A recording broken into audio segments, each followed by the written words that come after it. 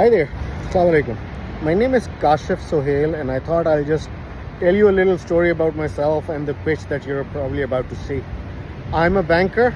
I have sold every consumer banking product probably there is to sell across the world, across income segments, insurances, cards, loans, deposits, you name it, just general consumer bank.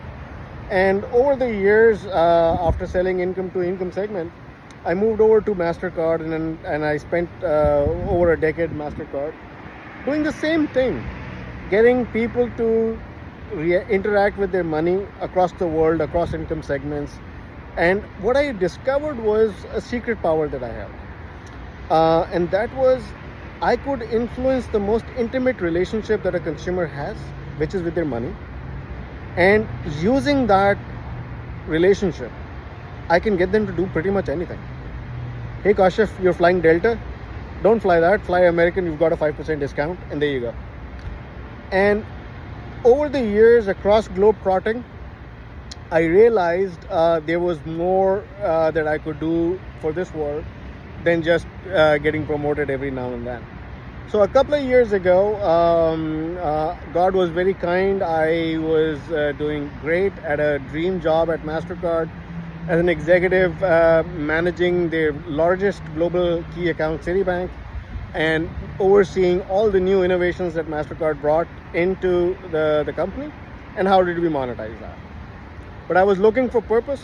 A couple of years ago during COVID, I decided to use my superpowers to affect people's behavior and use that for climate action.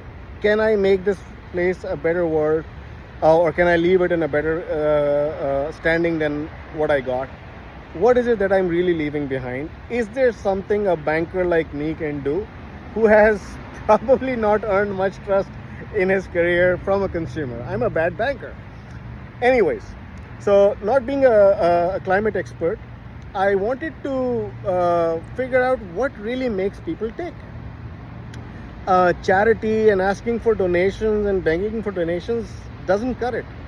How do I speak the language that I know consumers react to all over the world? Buy one, get one free, spend and win, redeem and get, stuff like that. So how could I make climate action sexy? How could I make it appealing? How could I make it profitable? So lo and behold, consumerism and capitalism and what I've learned in cards industry as payments interchange, what I have decided to commit my life to is, can I drive a real change through everyday consumer payments? That was the mission that I left with a couple of years ago. Fast forward 4 years, alhamdulillah, thank God, I think it's making a difference. We've planted over 150,000 trees so far in our journey, profitably so, without begging for donations, without throwing guilt or fear at you. And how we do it is by making money make sense to you. So imagine you're redeeming your rewards to plant a tree, but in return, you could fly the world for free forever. Free flights around the world for free, for life. How do you make that appeal translated into consumerism? How many people would do any act to gain that kind of a promotion?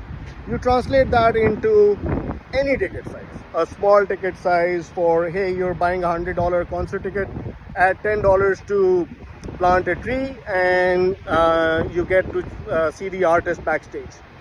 Now, would I pay $10 for a chance to see the artist backstage if I'm a concert goer? Yeah. Do I give a damn about the tree? No.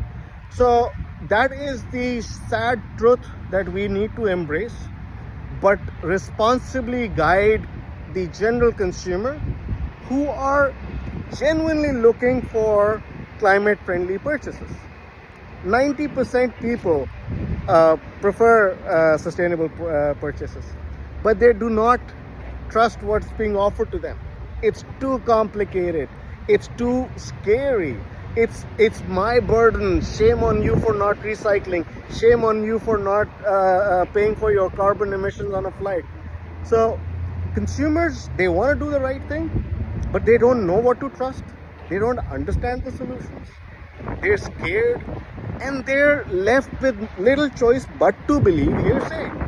People are very comfortable in using terms like greenwashing. It is bad, but how bad? The consumer doesn't know.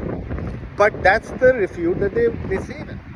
Anyway, so what I discovered was it's not a climate challenge, it's a consumer behavior challenge. So my first hire, Claudia, was a behavioral scientist who's proven through research that guilt and fear are not as effective as pride and joy if you can instill in people, especially for pro-climate actions. Now, how do you create a promise of pride and joy for a distant future for an action today when I've got eggs to buy, gas to fill, and a tree to plant? What are you talking about? So that was a challenging equation that we have solved by creating a triangulation between money, reforestation, and emissions. What's the logic? I'm a banker, no climate scientist. So what's the problem that we're trying to solve? The world is getting hot. We gotta cool it down. What's the best method humanity has to cool the planet down? Reforestation, if done right. So we'll park that for a moment. Why are we getting hot in the first place? More than a third of all our emissions are from the cars that you and I drive. So if we don't solve for emissions, it doesn't matter how many trees we get into the ground. Alright, so we gotta solve for emissions. And as a banker, all I know is money talks and bullshit walks. So my trifecta became trees, cars, and money. Based on that, we created a couple of products. Some failed, some worked really well. And I can't wait to get in front of you to explain those products and get your support and invite you on that journey with me. Thanks a lot. Bye.